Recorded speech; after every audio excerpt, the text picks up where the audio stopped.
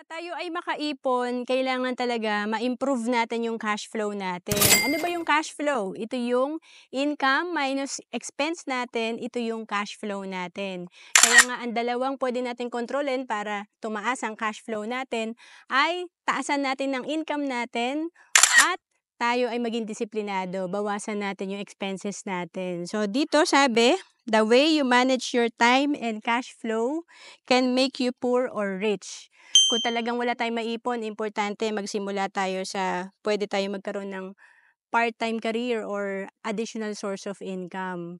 Kasi dito sabi, ano bang ginagawa mo sa oras mo? A, waste time. B, waste money. Or C, make more money.